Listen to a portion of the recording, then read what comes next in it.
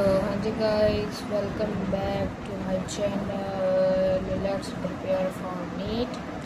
और ये है जोलॉजी का लेक्चर नंबर 1 और केमिस्ट्री का भी लेक्चर नंबर 1 डाला जा चुका है। जो आपने अगर अभी तक नहीं देखा तो please check it out and let's start our chapter number 1, lecture 1 of zoology, breathing and exchange of gases.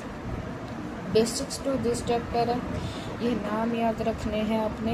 Porifera, coelenterata, platyhelminthes, aschelminthes, annelida, arthropoda, mollusca, एक्टिनोचोर्डेटा, हेमचोर्डेटा और चोर्डेटा। ये पोरीफेरा से लेके हेमचोर्डेटा तक नॉन कोर्डेट्स हैं और ये उसके बाद कोर्डेटा। ठीक है, तो चलो आगे बढ़ते हैं। अभी यहाँ से मेन चीज़ शुरू होती है। आप सभी लोग सोच रहे होंगे कि भाई वो क्या था, आपने ऐसे ऐसे नहीं किया। वो सिर्फ बेसिक्स है जो मतलब वो चैप्टर में जो नाम आए तो प्लीज़ घबराना मत। अब कोर्डेटा क्या होता है? कोर्डेटा पहले आते हैं। कोर्डेटा का फर्स्ट टाइप है नॉन वर्टिब्रेट्स। जो वर्टिब्रेट्स है वो not replaced by vertebral column, और यही जो वर्टिब्रेट है notochord is replaced by vertebral column. Vertebral column हमारे बिल्कुल बैक पे होता है, ठीक है, हमारे बैक पे होता है वर्टिबल कॉलम। जो नोटोकॉर्ड है वो रिप्लेस्ड नहीं होता वर्टिबल कॉलम से, इधर रिप्लेस्ड होता है। Example fish, amphibia, mammals, reptiles, aves and bird. Now let's move to breathing and exchange of gases. अभी यहाँ से मेन चीज़ें शुरू हो रही हैं अपनी, क्योंकि जो ऑक्सीजन है is utilised by the organism to indirectly break down. क्या? Indirectly break down of nutrient molecule like glucose to derive energy for performing various activity. Carbon dioxide, which is harmful to release during a catabolic reaction. It is therefore evident that O2 has been continuously provided to be by the cell to be released out. This process of exchange of O2 from the atmosphere with CO2 produced by cell is breathing, commonly known as respiration. तो इसका सीधा सीधा भाव है, जब हम oxygen utilise करते हैं, क्या करने के लिए? हम ऑक्सीजन यूटिलाइज करते हैं अपने फूड को ब्रेक डाउन करने के लिए इनडायरेक्टली। ये इनडायरेक्टली ब्रेक डाउन करता है, डायरेक्टली नहीं करता, और इसको हम कहते हैं रेस्पिरेशन। बट जब हम process of exchange of O2 and CO2 produced by the cell is called breathing. ये गलत है। जो हम O2 अंदर ले रहे हैं, CO2 छोड़ रहे हैं, वो ब्रीथिंग है। बट जब लिखा आ जाए by cell is called breathing, commonly known as respiration. Respiration ही होती है, इसे हम मेनली कहते हैं। अब आप सोच रहे होंगे इनका डिफरेंस क्या है, तो आपने सोचा और मैंने ले आया। तो सिंपल सी बात है, difference between breathing and respiration. Breathing एक फिजिकल प्रोसेस है और रेस्पिरेशन एक बायोकेमिकल प्रोसेस है। एनर्जी ब्रीथिंग में कंज्यूम होती है, ये रिलीज करता है। ये अकर इन लंग्स, ये occur in cell. Enzymes are not involve और एंजाइम्स आर इन्वॉल्व। कौन से? Respiratory enzymes. उसके बाद टाइप्स ऑफ रेस्पिरेशन आ जाता है। एक तो होता है by skin, by buccal pharyngeal cavity, by trachea, by lungs and by gills. Skin वाले को हम क्यूटेनस रेस्पिरेशन बोलते हैं। बक्कल फेजाइल कैविटी, ये गलती से ऐसे लिखो गया, कैविटी इधर आना था और रेस्पिरेशन इधर आना था, तो याद रखेंगे कि जो हम बक्कल फ्रेजाइल कैविटी है उसे हम बक्कल फ्रेजाइल रेस्पिरेशन भी कहते हैं।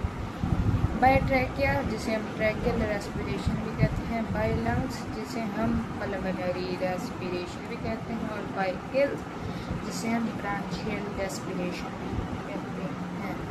तो अब आगे बढ़ते हैं, आगे जाके आ जाती है हमारे रेस्पिरेटरी ऑर्गन्स।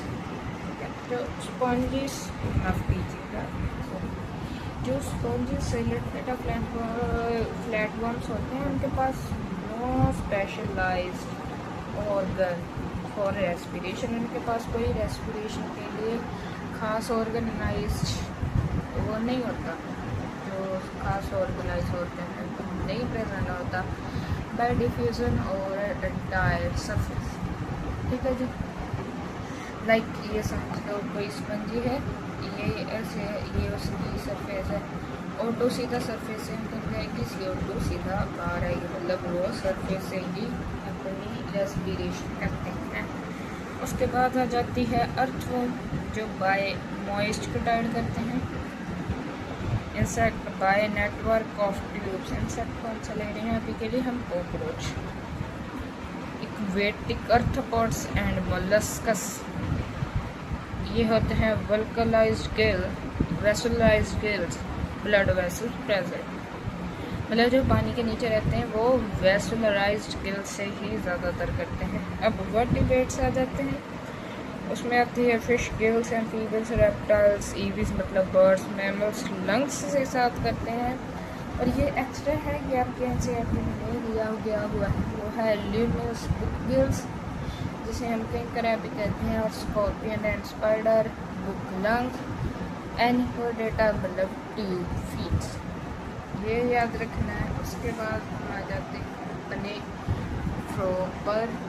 फ्रॉग एम्फीबी है, वो इक्वेटिक हैबिट में भी रहता है, इक्वेटोरियल हैबिट में भी रहता है। इक्वेटिक हैबिट में बाय स्किन से करता है, ट्रेशियल हैबिट में स्किन से भी करेगा, बक्कल फिजाइल हैबिट से भी करेगा, बाय लंग्स भी करेगा। जो टैडपोड होते हैं वो बाय गिल्स करते हैं। और जो एस्विटेशन मतलब ये समझ लो समर स्लीप कहते हैं, जो एस्टिवेशन होती है वो समर स्लीप होती है, हाइबरनेशन विंटर स्लीप होती है। तब जो अपना वो फ्रॉग है वो बाय स्किन के साथ करता है। तो बस आज के लिए इतना ही करते हैं, ये सिर्फ 8 मिनट का ही लेक्चर हुआ है अभी, पर जो जो मैंने पढ़ाया है इसके नोट्स ज़रूर बनाने हैं आप सभी को। आप सभी को एक बार मैं नोट्स फिर से दिखा देता हूँ, देख सकते हो ये है आपके नोट्स।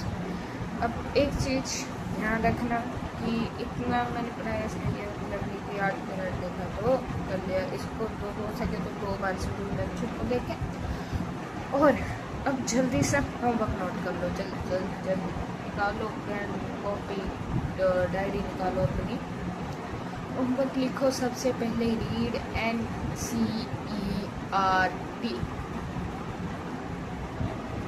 जी हाँ आपने NCERT खुद से रीड करनी है इसके बाद, और NCERT रीड करने के बाद सिर्फ NCERT नहीं रीड करनी, बहुत कुछ रीड करना है आपने। NCERT से बाद आपने इसकी फुल जो ये मैंने अभी कराया ना इतना सही जगह, इसका अपने फुल रिवीजन करना है, ये सारे का फुल रिवीजन, ठीक है।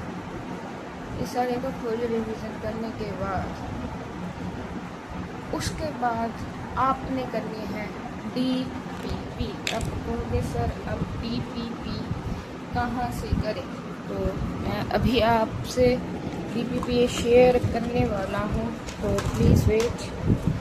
और अभी आपको मैं DPP दिखाने वाला हूँ, तो वो DPP आपने ज़रूर करनी है, जितना जल्दी हो सके प्लीज़ कर लेना, क्योंकि लेट मत करना अभी के लिए।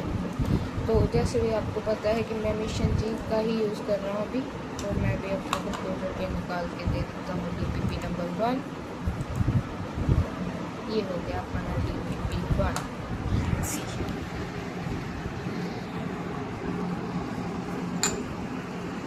ध्यान से देखो और देखते ही क्वेश्चन लिख लो, चाहे क्वेश्चन मत लिखना, ये जब आप वीडियो देखोगे स्टॉप करते हुए ये सभी आपने करने हैं।